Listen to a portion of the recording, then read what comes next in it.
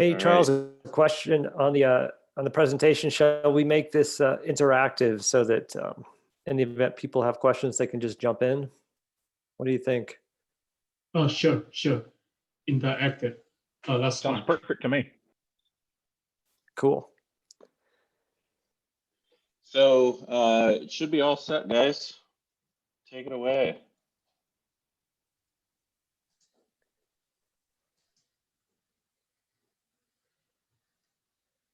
Let me arrange my window. Okay, Matt, I'm ready. Let's get started. Cool. Yeah, we're going to talk about ADF today. And this project is about a framework that Charles mostly and I somewhat built for a client to move some data. Background, this was a global manufacturing company. They decided to select Azure as their cloud of choice because they were an existing Microsoft customer. They're very familiar with SQL Server. A number of analysts and a couple of DBAs that had been using SQL for a long time. So they said, yes, if we're going to do something, we will definitely do something in Azure. As a note, they also had some opportunities with software licensing to bring up some services in Azure. So in the event that you're involved in an organization that goes through a licensing audit, sometimes some of the results include suggestions or opportunities to move some services into Azure. So that's something to look out for that I think Microsoft is keen on. It helps import on-prem services into the cloud.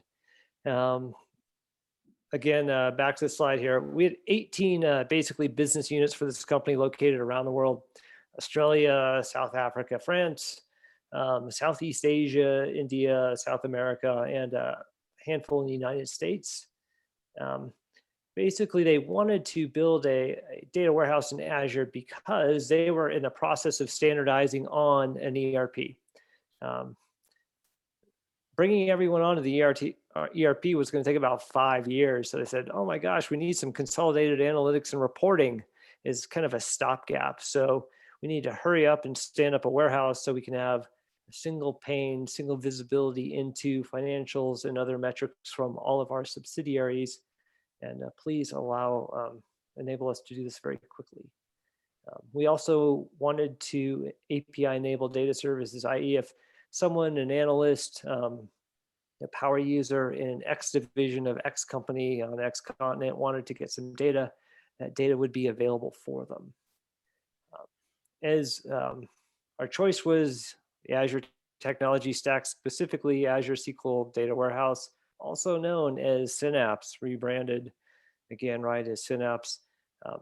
My understanding for Azure SQL Data Warehouse / Synapse is that the PDW APS appliance, right, that Microsoft formerly sold, Parallel Data Warehouse, is no longer being sold, and customers have the opportunity to port data into Azure and move to SQL Data Warehouse there.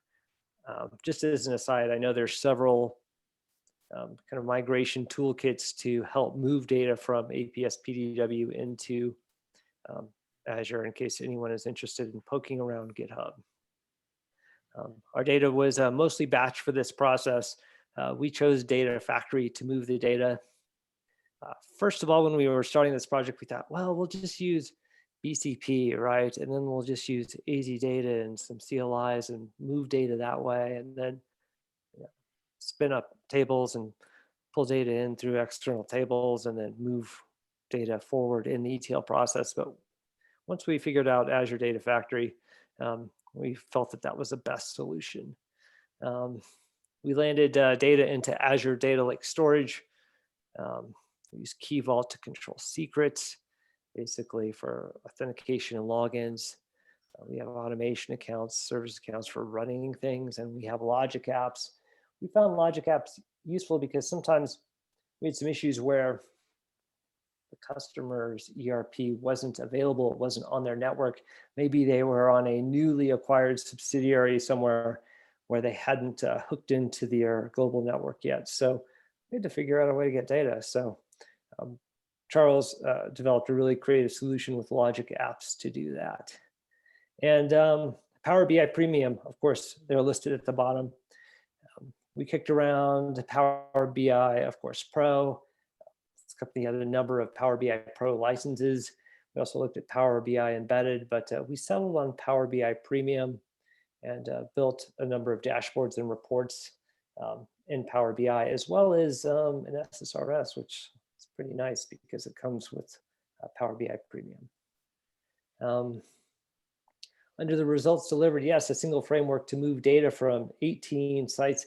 And that 18 sites kind of changes a little bit due to acquisitions during the project. So you'll see it noted differently in the slides, but basically 18 plus or minus around the world into US East, which we decided on as our Azure region. And some of the subject areas of the data we moved, including our typical financial information, right? Accounts payable, accounts receivable, finance, inventory, procurement, etc. Next slide, please.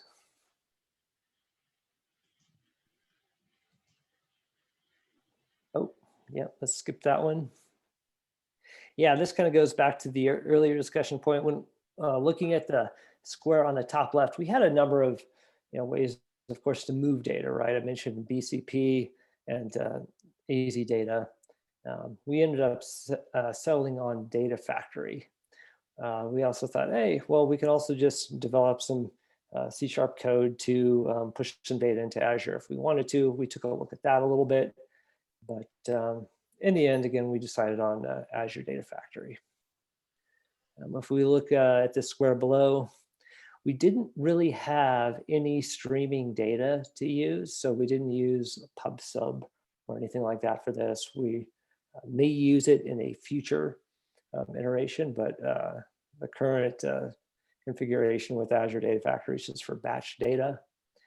Blob storage was really used for just landing the data for Azure Data Factory before it was moved into basically Azure SQL Data Warehouse. Of course, with blob storage, right, is really nice. You can drop any CSV file or gzip file or whatever you'd like into blob storage, and you can put an external table on top and then read it like a normal table using Polybase. So it's pretty nice to have that option if you want to empower customers to drop reference data files or something in a folder somewhere that are then used in an ETL process or a reporting process, etc. We didn't. Oh, sorry, I didn't catch that. So this is Ian Owens. I'm just wondering, did you evaluate using like notebooks and Python from Synapse or from Databricks as part of this? You said C#. I'm just wondering if you did an evaluation. Yeah, we were looking at Databricks early on too, and I really like Databricks. Right, it's really nice to use. It is fun to use, and especially if you can get a hold of some of the Databricks SQL training, it's really useful. But I think we had the option to do that. We could have used Spark data frames to pull data right from blob storage and then load it into our warehouse. But we just settled on SQL and Azure Data Factory at this time. I think as the project grows and as data volume grows and as use cases come along, there will be a use case for basically Databricks or Spark in general to pull data from blob storage. Synapse offering has a notebooks that you can run Python or SQL Scala in it, and as well as Databricks. I'm just wondering if you looked at Python or notebooks in general in either of the technology suites. We've definitely looked at notebooks for other projects specifically, not for this one. However, in the event someone would want to do some analysis, notebooks are really nice, right? Because you can, of course, select from blob storage as well as a SQL data warehouse and sew things together with your data frames in PySpark. We did use some Python, but that'll come in a little bit later. We had to do some integration with another cloud provider, and Charles ended up doing some really nice Python work to move some data and PGP it and get it over to the other cloud provider. But yeah, that was part of the solution, but it was kind of minor parts. We didn't use HC Insight. We thought about it, but basically we didn't have a need for it here. We found that with just Data Factory, SQL Data Warehouse, and Power BI Premium, we had all of the tools that we needed to build out this warehouse. Next slide, please.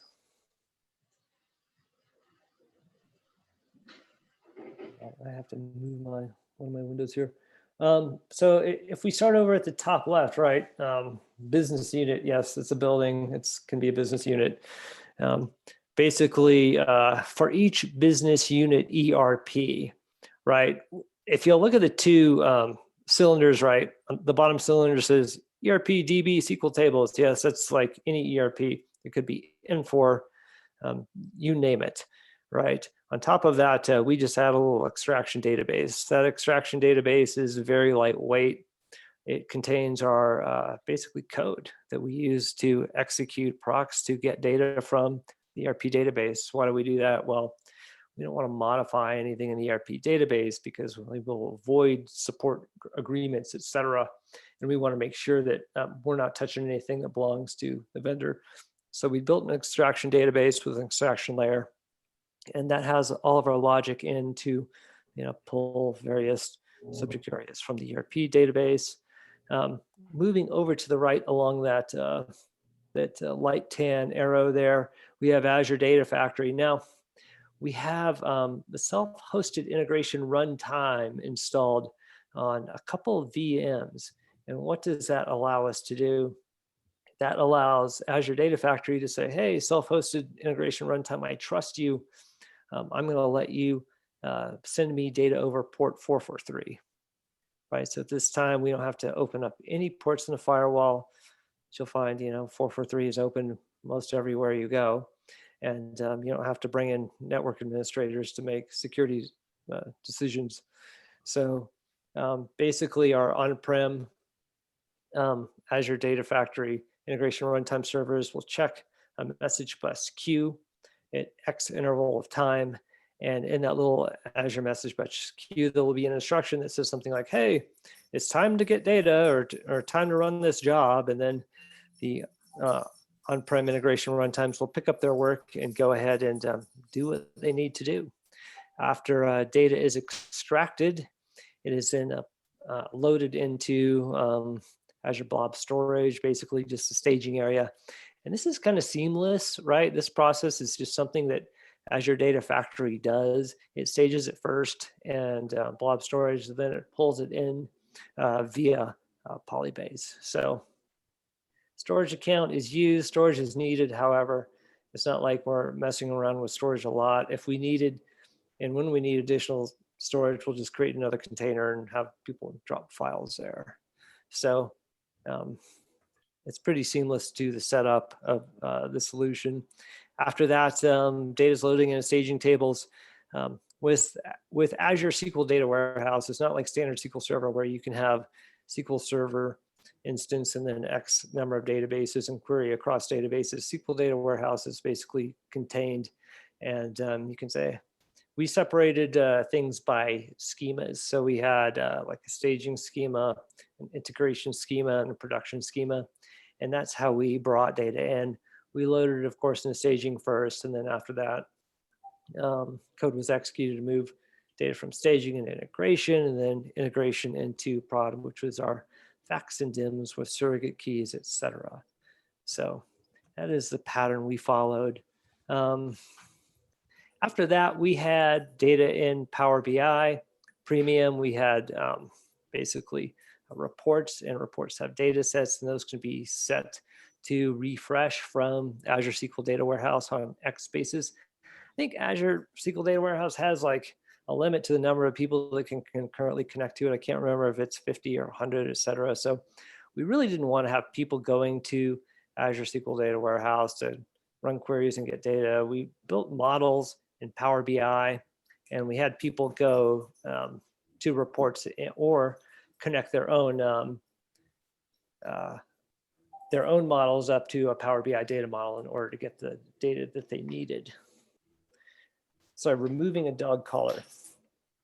All right. Logging is kind of important. Azure monitoring and Azure logging is used with Azure Data Factory. It's kind of below the staging tables block there. And we found that the Azure Data Factory logging was somewhat useful for logging things like pipeline durations and things, but it wasn't useful for logging things like row counts, like, hey, how many rows did I move, records did I move, or how many megs of data did I move, etc. So we had to figure out a way to customize logging for Azure Data Factory.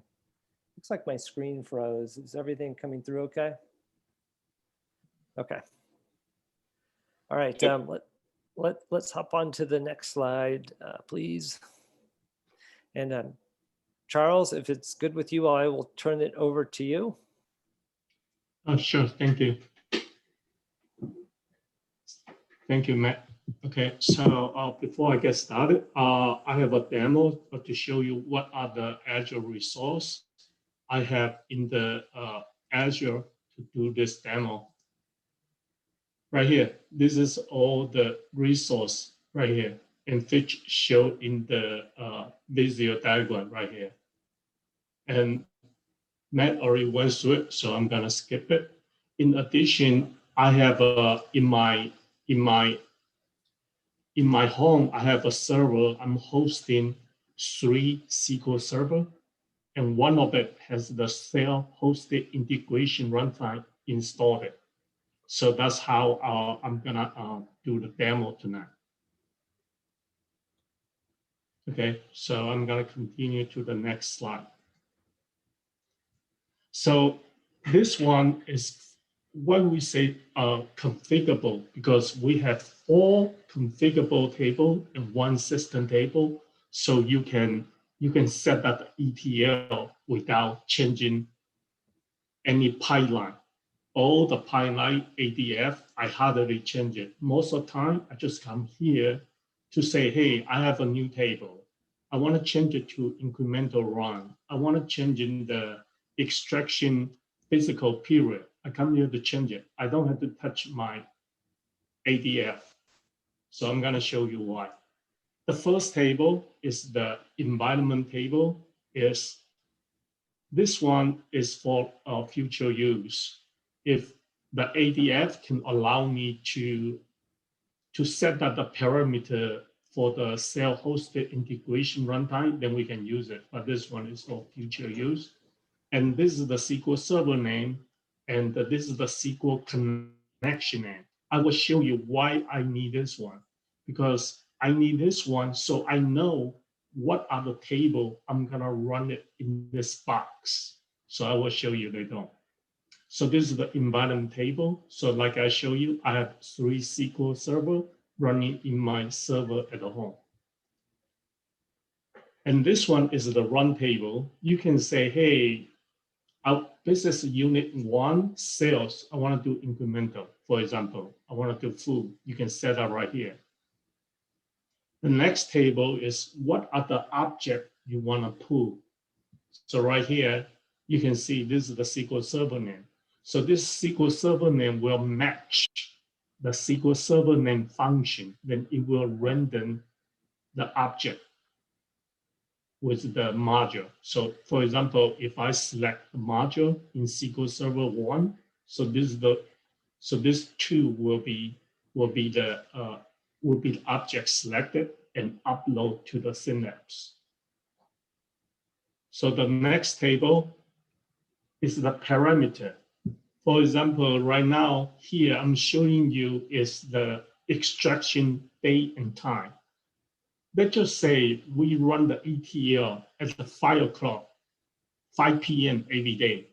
So the 1900-0101 means yesterday at the 5 o'clock. So you don't have to change the parameter table. So the incremental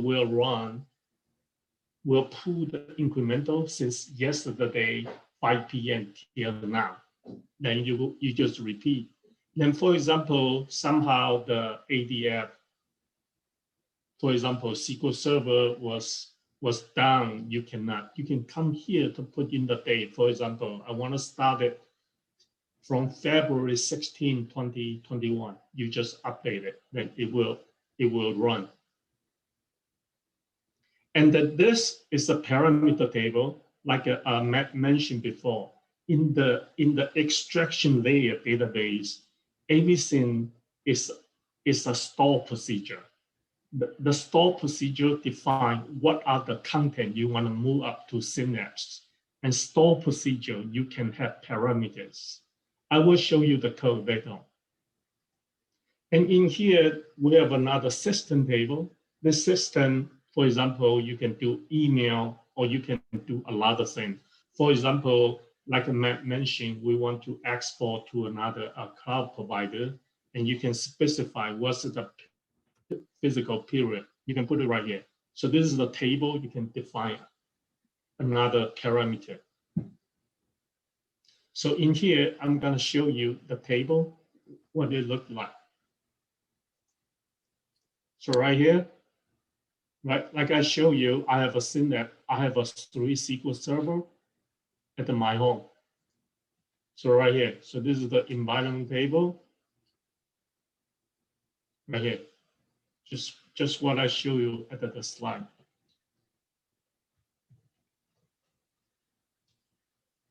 Okay, so in here, the object list, I want to show you right here.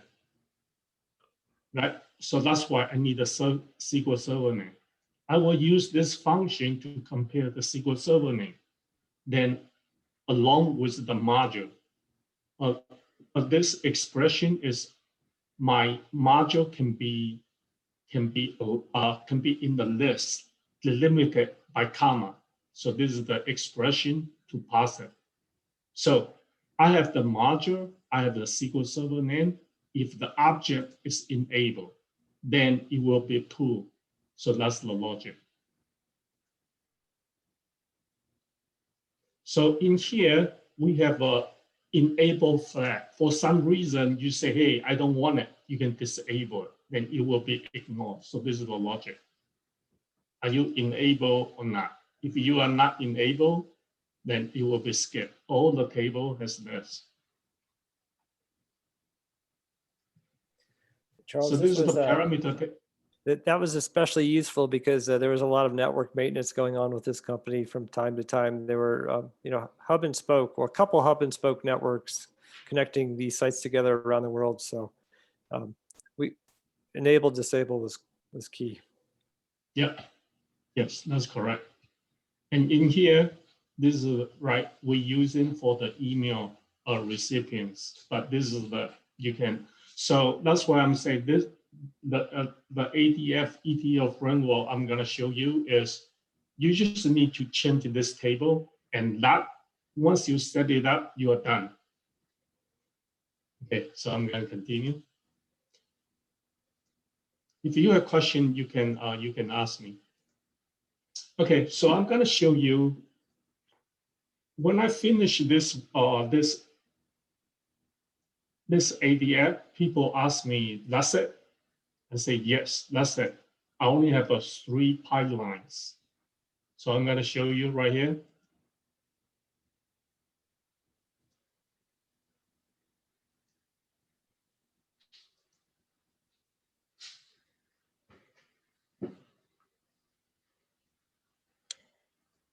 So I only have 3 pipelines, and I have 17 data set. That's it. So when I show it to people come from SSIS, they say, that's it. You say, right, Charles, you're not finished yet. Why don't you finish and we talk about it? I told him, no, I'm done. So that's it. We only have 3. So the first one is the job. Okay, so this one, think of it, is a job.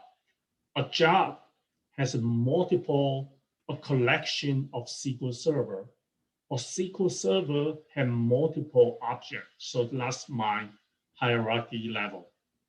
So like I mentioned, one of the reasons the data ingest to the log analytics it does not have list level. So when you do the reporting, you still have to mess around with it. So that's why I say, okay, let's say I'm gonna extract the information during the pipeline to run and insert into the SQL table.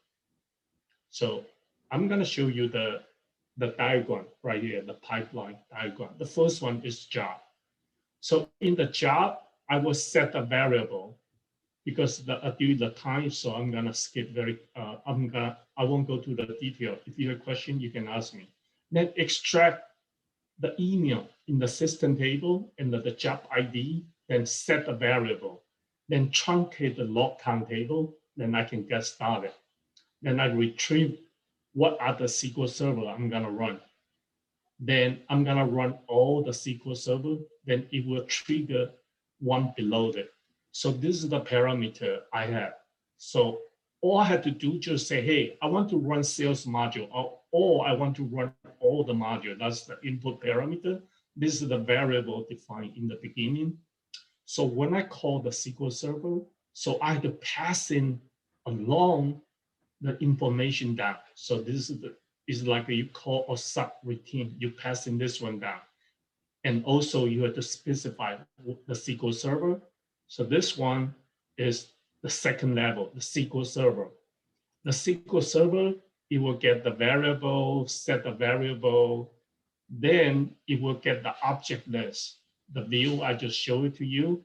Then it will come here, okay? It will call each one of it to run in parallel, okay? So this is the parameter passed into this pipeline, and this is the variable, and this will pass it down to the copy data. So this is the copy data, right? Just looping, and at the source, the way we configure right here, like I mentioned, in here is the store procedure. In here is the staging table.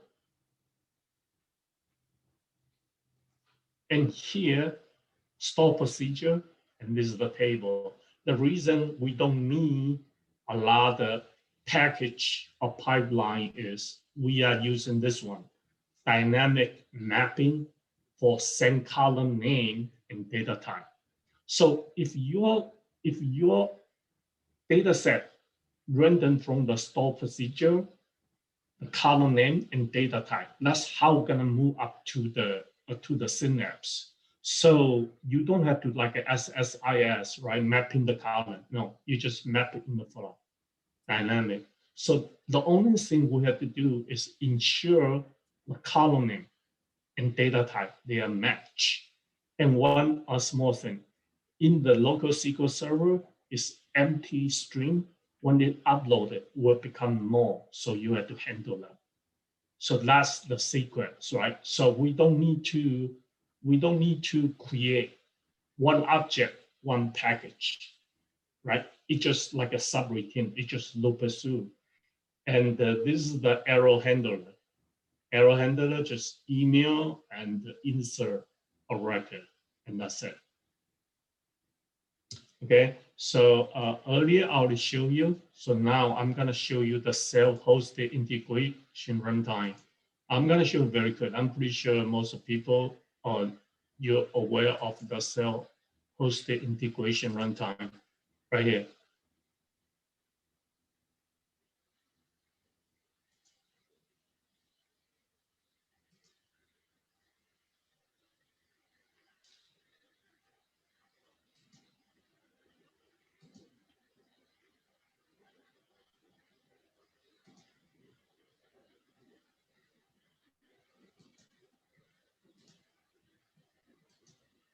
Right here.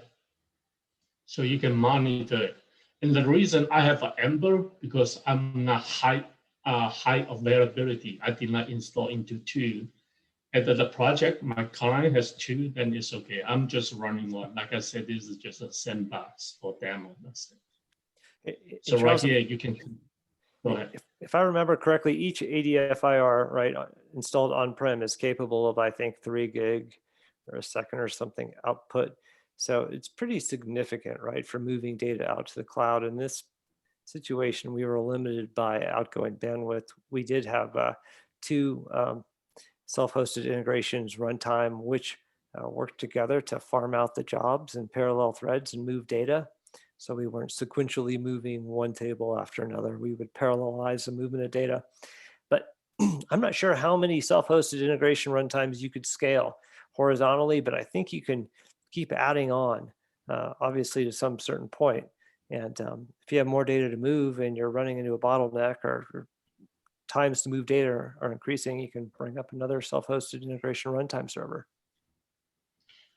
Yes, that's correct. And when we started the project, we did a bandwidth test. And that time we only have one self-hosted integration runtime, and we get 12 gigabyte in 20 minutes. That means 36 gigabyte in 1 hour. And right now they have 2, and maybe it's faster now. But right now we can finish all the ETL for all the module in. We can upload the data in 30 minutes, and we run the transformation and load probably 30 minutes. Then we do another QA check, that's another 30 minutes. So we can finish in 2 hours. That's pretty good for 18 business units. Okay, so this is the right. So we just have 3. So when you see this one, don't be surprised. We are using this one. Okay, so I'm gonna talk about the logging. You can send the ADF diagnostic to the log analytics. Okay, so you can send it up right here, or you can send it elsewhere. Okay, and that time I evaluated, I just send it to log analytics. And when you do the log analytics, there's a solution, right? Is, you know, if you want to see all the KQL, how they write the KQL, you can download it. It has a lot of KQL for you to play with it. And also right here, this is the log analytics. The data send it over by default. It only keeps 30 or 35 days. Okay, that's another thing, right? When I look at it, I still have a lot of work to do to tweak it to the way I want it. So that's why I say, okay, so I'm gonna start my way to capture the data and doing the runtime and insert into the SQL table. So when you play this one here has all the column, and you can figure it out. So once that column, you can make it as a property, and it's a value you can insert into the SQL table. Okay, so right here, let me. I have a demo right here. Let me show it to you very quick.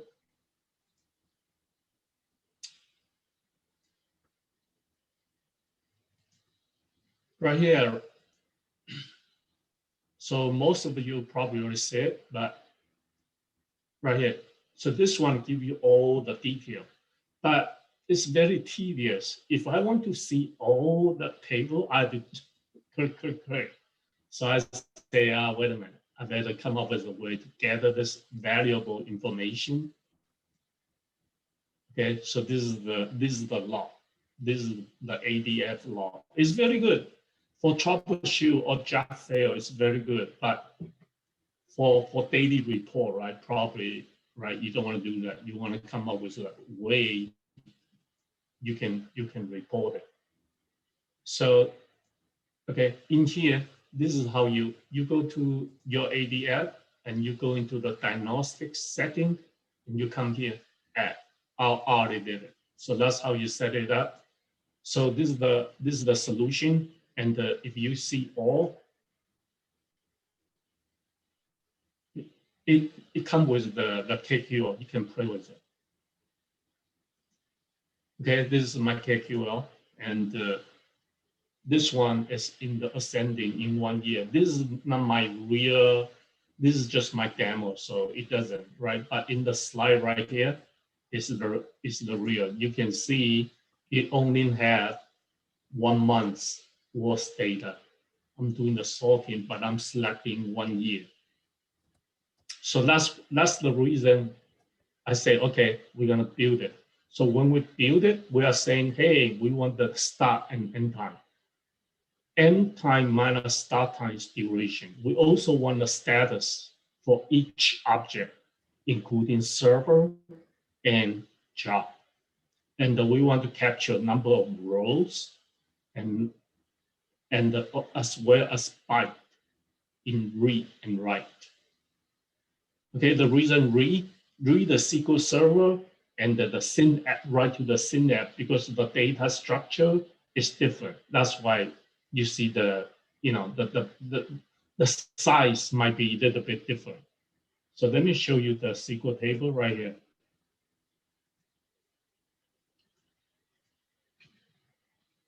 So in here, my first level is SQL job.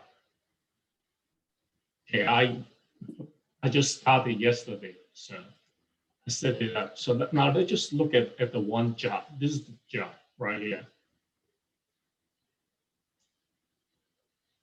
This one, I'm running all the modules.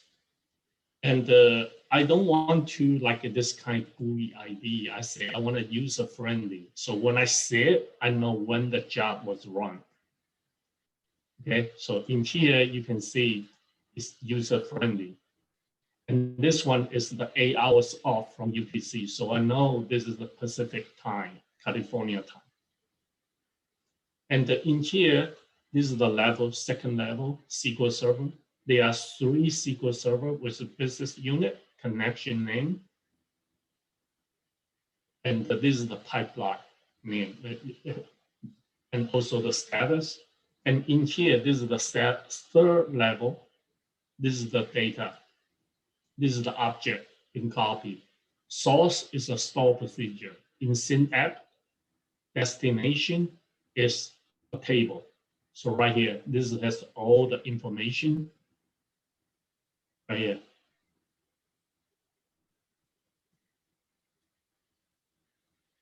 Right here, this is the status. So if you put everything together to join them together, then it becomes a very nice view. You can see right here. So this is the whole picture. This is the whole ETL run, and you have all the row count, you have the size, you have the duration, everything. So in here we have a wonderful PowerBI developer. He developed a very nice report. I'm going to show you right here. In here we don't have a lot of data, so this is the real one. So we just remove the customer name right here. So if you click, you can see this is the module right here.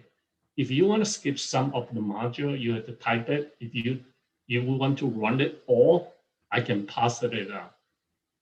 So in here, this is the situation when it fails. What should we do? I'm going to show you later on. So in here, if we do the drill down, okay, then you can see this is the extraction report. This is the transformation and loading right here. So this is the by the SQL Server, by the business unit. And if this project is you want to build to the business unit, right? So this is a very good reference data, right? You can do the formula duration plus the size, right? You're gonna mix it, then you can come up with a percentage. You can charge back to the customer. Okay, so this one is, since the Synapse is in the cloud and the Microsoft still charge you, so we say, hey, let's do something with it, right? We don't want to just sit there and bill for it. So we're gonna say, hey, we're gonna run the QA check every night. We're gonna build a metric. We're gonna build a predefined scenario. We want to gather the data. Once we have the data, we want to do pivot. So we want to see the 7 day. We want to see the number. So in here, the status, you can see right here. The amber is 1%. That means the number is like a 1%, right? Okay, so in here, Amber is the same number. Okay, they just say, right, for example, there's a discrepancy is 10. Then if the entire 7 day is 10, it's okay. In the last few days, no one complained. Most likely it's okay. This one is not indicate this one just indicate anomaly. Hey, I'm seeing something unusual. Please pay attention. That's all. This just anomaly. Just indicate, hey, what's going on? Green, for sure, is good. Red is something definitely you want to look into. So this one is, we are compare 7 day, and we are looking for an anomaly pattern. We try to figure out, hey, is this ETL run correctly or not? Right? So most of the time, ETL run, right? You don't want people call you in the following day, hey, something is wrong, right? If you know in advance, then you can fix it. Then in here, we have the Power BI interactive report. You can do the select the criteria right here. Then you can see, oh, okay, we know what's going on. Okay, so that's why we build this one. So we have the extraction in 30 minutes, and we have the transformation and load in 30 minutes, and this one in 30 minutes. So we finish in 1 hour, 35 minutes, less than 2 hours. Hey, Charles, so this is the I wanted to add something based on what you said just a minute ago. SQL Data Warehouse, although you may have zero activity on it, you're still going to pay for it, right? Because when you spin it up, you have to allocate data warehouse units, and that gives you X amount of compute and performance that will run over duration. It's not serverless. You have to pay for it regardless. Of course, you can scale it up when you need to or scale it down, but that takes time. I think in a perfect world, SQL Data Warehouse would be serverless. Azure Data Factory is serverless. You just spin up the service and it spins up the containers or whatever it does under the hood in order to process the data. So you don't need to scale it personally. You don't need to go in and click the button and say, hey, I want 5 go faster credits. I want this to run in 20 minutes instead of 30 minutes. All of that's taken care of for you. It's not the same with SQL Data Warehouse, but hopefully down the road, SQL Data Warehouse will be serverless too.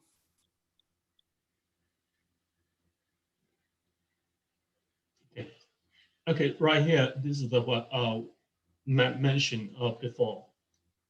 We have 17, 18 SQL Server, and one of it, or the network, right, go down, right?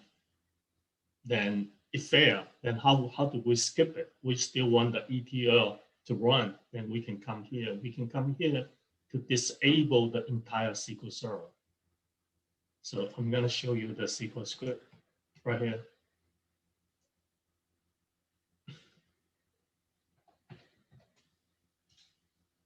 So I can come here, just say, hey, I want to update. Skip it. So in here, the ETL run, I will just run 2. See? Okay, I disable 2. Okay, so this one, only one SQL Server will run. That's it. And you can do the same thing for the object level. For example, the table is under, for example, under maintenance or something during that time, you want the ETL run, you can come here to say, hey, I want to disable it. Or the developer still fixing something, you can say, okay, let's skip it. And you can use the previous day data to process the transformation and load. Okay, so the next one. So, okay, so I'm going to use 2 minutes to explain the extract data pattern. The normal way, you're going to say, hey, incremental load and full load, right? So I have provided a store procedure. We can look at it. This is a very common. I'm pretty sure there are many ways you can do it, but the most popular pattern is full load and incremental load.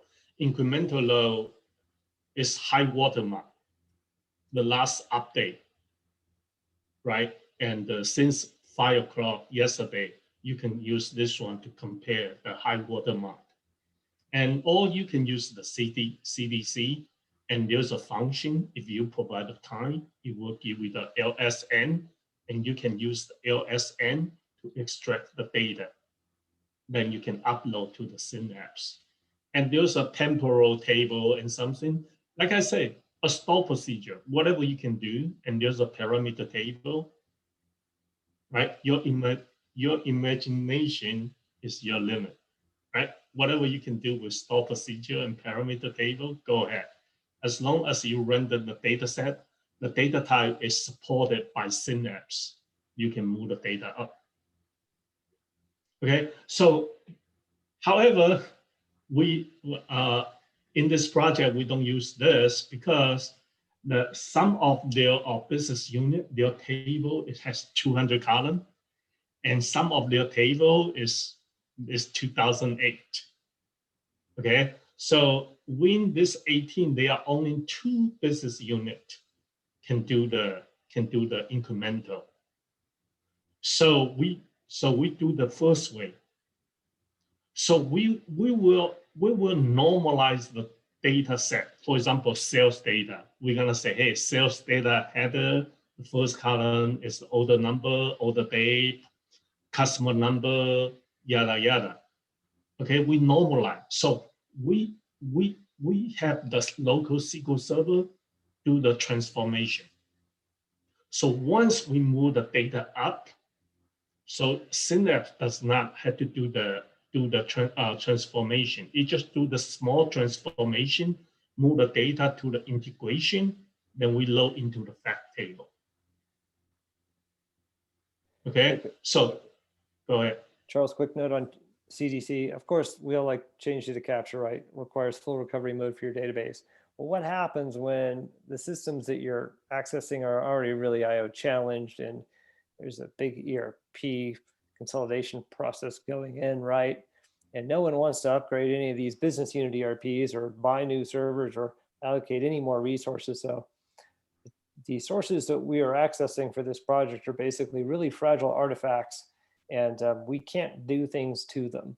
So other than put a little shell database and read uncommitted with our stored procedures. So CDC is kind of out of the picture here. That's why the high water mark was the better option. Thank you. So for the number 1 option, right? If you think about it, right? So you're gonna say, hey, isn't that Synapse is the driver and the local SQL Server is the water and the data next to it? So it's like the master and the slave relationship. So this is very interesting. Okay, so okay, Matt, yours, last slide. Right. Thank you, Charles. The artwork on the left, and so basically, in a normal situation, if you have 19 business units, right, you probably have more than one ETL developer, right, developing ETL pull data in your warehouse. You might have a team of 3 or 4 people. In this case, you need one person, right? And that one person, if a business unit is divested, then you just disable it. If you have a new business unit come on, of course, you say, okay, well, BAs, help me write some SQL queries to determine which ERP tables I hit to get my data from. And now I'm going to turn this into a stored procedure, and I'm going to update the appropriate metadata so that the data gets loaded into Azure Data Factory. And of course, in the stored procedure I write to extract the data, I'm going to make sure that the columns are going to match my staging table so that Azure Data Factory will very nicely and quickly line everything up. So basically, you can have one person support a pretty substantial ETL system for a global corporation. The old way is, basically say, oh, you're ETL developer 3, you do these business units and do these point-to-point systems. And then, of course, everyone's busy, right, with changes going on all the time, changing their data pipelines. But with one data pipeline, you're just changing the source stored procedure and perhaps the staging target table in the event that you need to. A lot less errors, a lot less software maintenance, A lot less overall problems and issues with ETL with this system. We had a rock solid Azure experience. We didn't have one outage or issues in the last, what has to be 11 months now. So we're very impressed with the solution. The customer is very impressed and allowed the team to focus on BI and reporting and working with the internal customers to get better requirements. Again, we're highly scalable, right? We have the Azure Data Factory integration runtimes. 2 of them are currently running. You can add more and scale them horizontally if you need to. And ETL is kind of this afterthought that runs every day, and it's very quick to bring on new business units. And the team focuses on the front end, the analysis, and then the reporting. So overall, the customer is really happy with this solution. And without this, we would have had to have a lot more people on this project.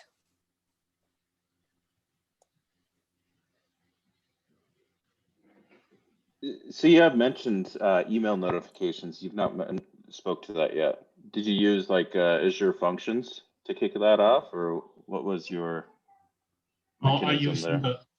I use the Logic app. Oh, okay, gotcha. I missed it. it. It just turned out to a REST API. Yep. Hey, Mark, sorry, I kind of took a screenshot for the participant. I don't know if it's okay or not. If it's not, I'm gonna delete it. Yep, no, that's good. That's cool. Okay, thank you.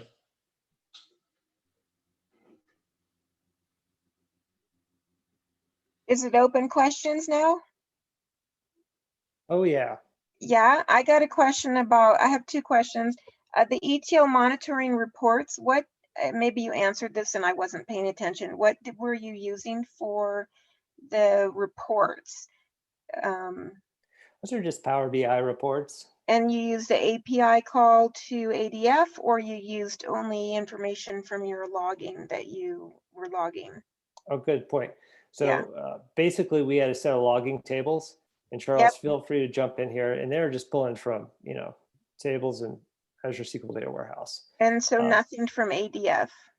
Of course, we could have if we wanted to, but we would pull, we would get the ADF data that we needed and put them into our logging tables, right? Yep. We had everything we needed to provide a picture. Of course, I think we could connect to the raw data source for ADF, the raw logs, if we needed to with KQL, like Charles was showing before, but yeah, it doesn't perform as nicely. Okay. And then maybe I wasn't paying attention. You talked about surrogate keys in the very beginning, and I know the Azure SQL Warehouse Synapse is really good for the big data.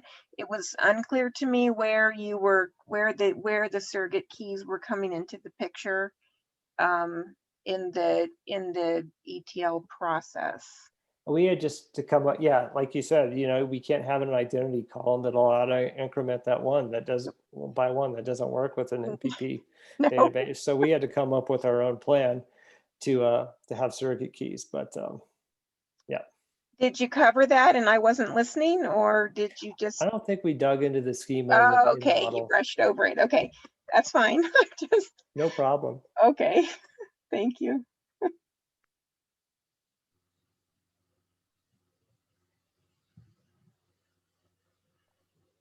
Oh, just one other note. The way this project went, the customer was very interested in showing value quickly. So our first module we were working on was financials. So we did end to end in 8 weeks, and that was provisioning the Azure resources, including Azure Data Factory, SQL Data Warehouse, setting up the pipelines, creating the framework that you all just saw, and configuring Power BI Premium. So, and developing 3 reports for, trial balance, income statement, balance sheet, that sort of thing.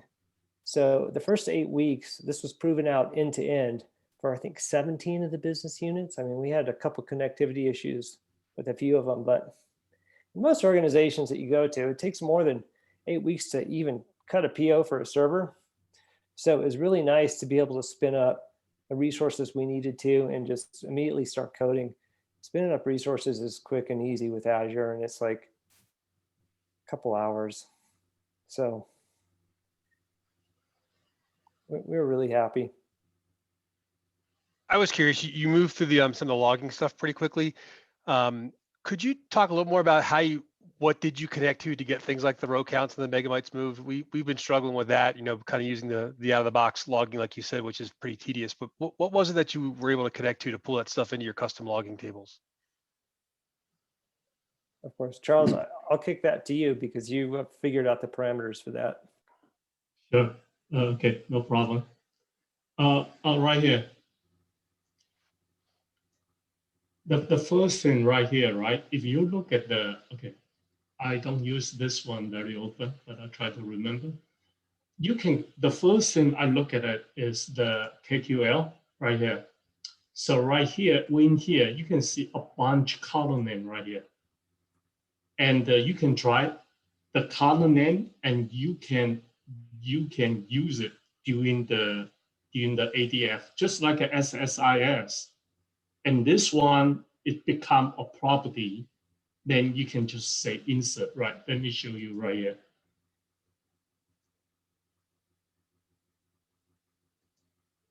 Okay, I discovered the column name over there. Okay, once I discovered the column name, and one time, right, I kind of just play with it and I say, hey, wait a minute, I can see it right here. I can see it during the ADF, right here.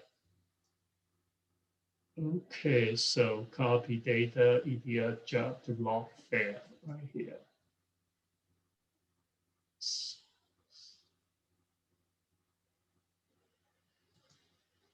Right here, you can see that. If you want to take a screenshot, you can match it over. So that's a secret. Pipeline, Data Factory.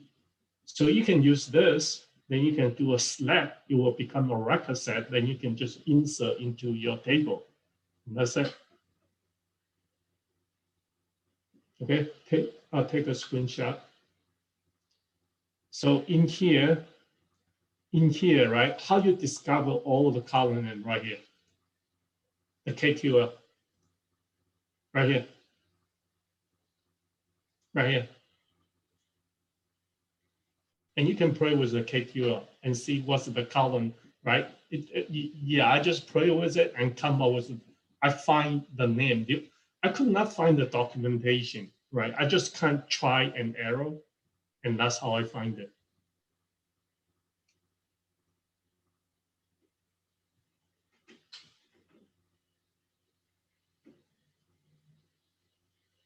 Question?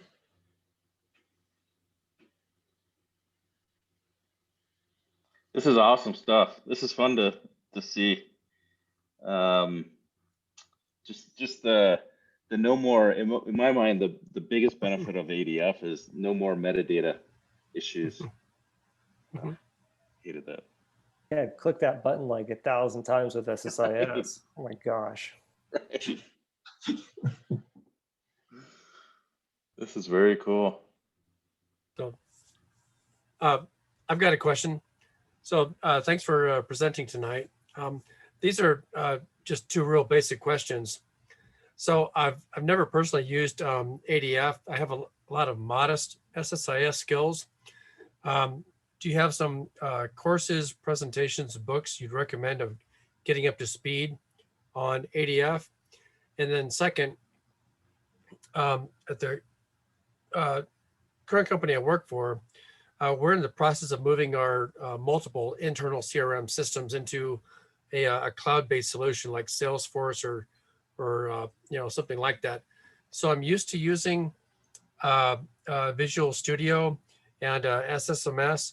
And in your presentation, I saw web-based stuff and SSMS. So is that the only way to develop ADF is using web tools? Okay. Okay. To answer your first question, I tell you how I learned it and how did I pass my certification. Maybe it has been 6 months now. They are new and better material. But back a year ago, I look at the Microsoft website, the ADF. They have some tutorial. That's how I got started. In addition, I took some training from Parole site and Udemy. Okay, so that's how I got started. Then in the beginning, the reason I want to show this one because Matt and I we have a serious discussion about this one. In the beginning, I would just say, hey, it's a big data. Then I work on PDW before, right? So I'm just saying, yeah, I'm gonna try, right? ADF just like a SSIS. I'm gonna try, right, using C# and the BCP, the data table out, then I gzip. Then I use the DML, is the data movement library. Then I can upload the data, then I can control the parallelism, right? I will say, hey, if the table is big, right, we're in the big data, right? But then later on, I think the customer really want to have a graphical user interface as their ETL tool. So that's why I'm looking into the ADF ETL. Then that time, right, I say, pull my little finger, it's gonna be like a SSIS. You're gonna do a lot of clicking, data mapping, right? But I play with it, I love it, right? Because once I've done it, then I don't have to touch it. All I have to do is just changing changing my parameter table. That's it. The customer want to add it, and I just deploy the store procedure, change it, add the column, then concentrate in the transformation and load. And in here, the beauty of this one, once you extract the data, then you can concentrate on the transformation and load. One other comment about ADF too, Todd, is that yeah, there is a learning curve, right? It's a couple weekends learning curve to start doing some parameter driven data flows. And at first it's more painful than SSIS. For me, it was, and then it got easier. We had a little curriculum internally with the dev team to bring everybody up to speed for this project.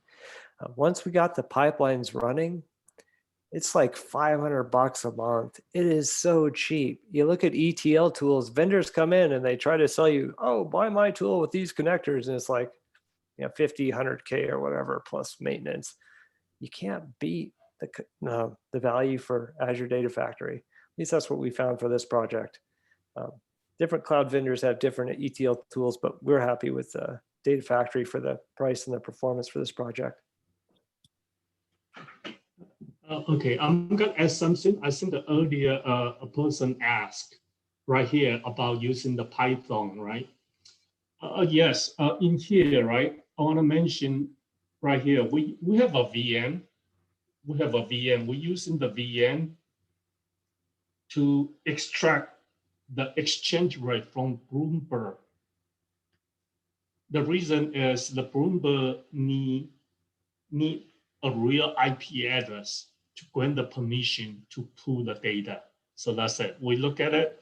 And in addition, we are thinking using the Python to do the import export. So I just developed a Python program to import the data from secure FTP. Then I unzip it.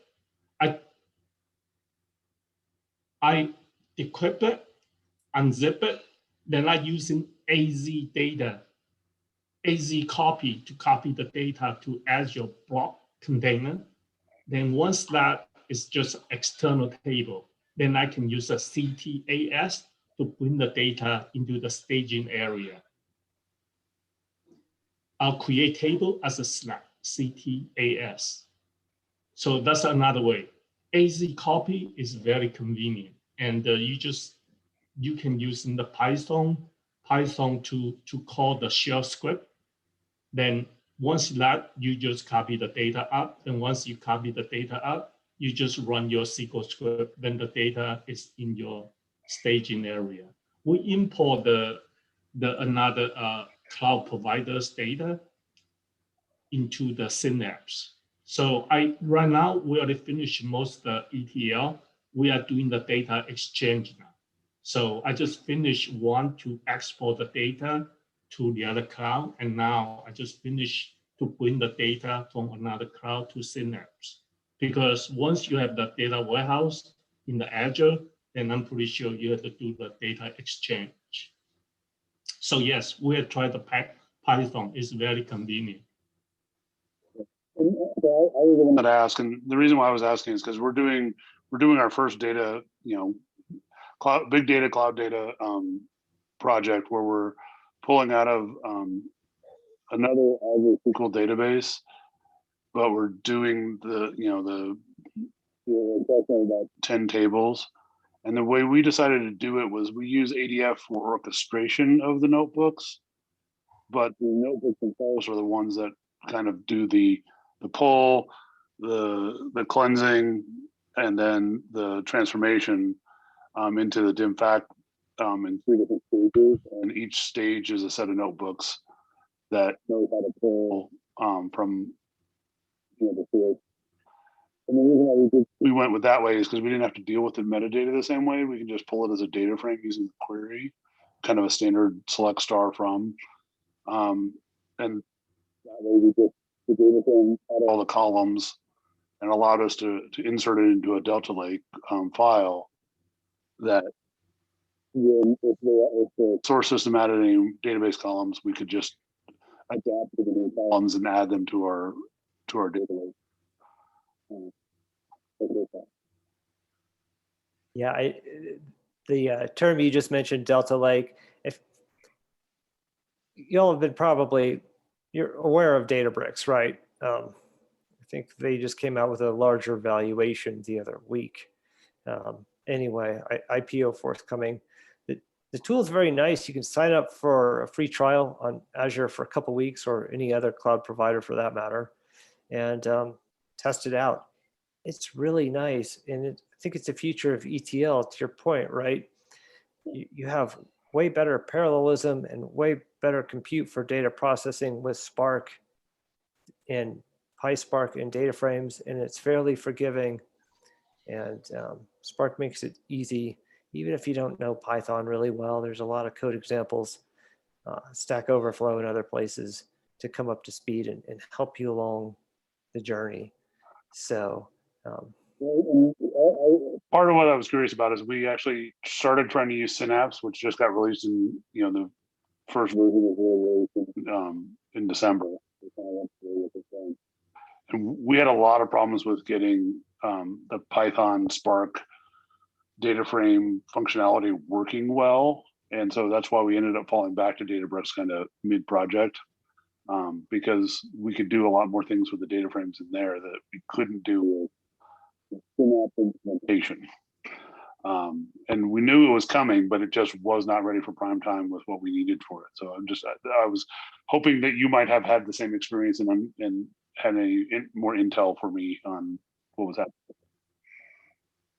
My challenges with Spark have been data types, right? Mapping data types, things like date times and strings and timestamps, and moving data, from data frames, applying schemas, and then loading it into to SQL databases. But once you get the pattern down and your framework down, I think it's the best way to go. It's the wave of the future for moving data.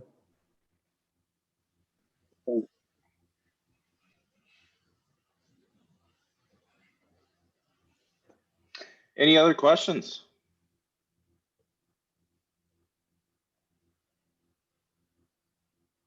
No? If not, I guess let's we'll wrap it up. Matt and Charles, fantastic. Love seeing this type of presentation.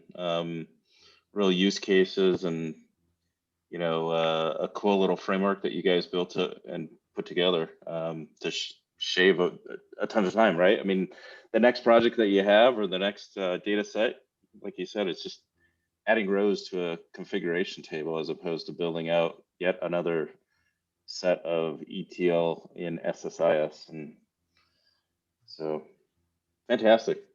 Love it. Thank you, Appreciate Mark. it. Thank you so much, Matt and Charles. Yeah, great stuff. Well, thanks everyone. I appreciate it. And we will get the video recording posted to the YouTube channel, but I appreciate it. Thank you. Thanks again. Y'all take care. Bye-bye. Bye. Thank you. Bye. Appreciate it. Thanks.